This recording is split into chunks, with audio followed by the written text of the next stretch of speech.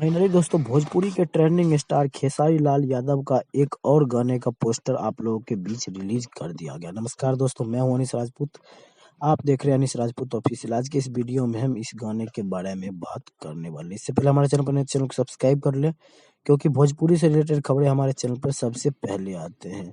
तो चलिए भोजपुरी के ट्रेंडिंग स्टार खेसारी लाल यादव के इस गाने के बारे में बात कर रहे हैं। इस गाने का नाम है एगो बात बताई, जो कि बहुत ही सुंदर गाना है।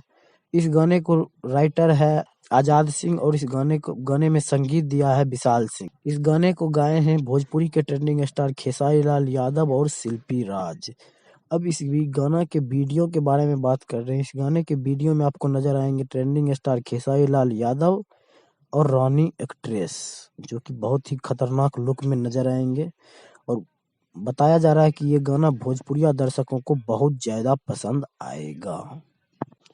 बात करें इस गाने की रिलीजिंग डेट के बारे में, तो इस गाने को 9 जनवरी सुबह 6:30 पर आप लोग के सामने भोजपुरी के पीपा म्यूजिक भोजपुरी चैनल से अपलोड किया जाएगा। बताया जा रहा है कि पीपा म्यूजिक ग्लोबल म्यूजिक से जुड़ा हुआ कंपनी है।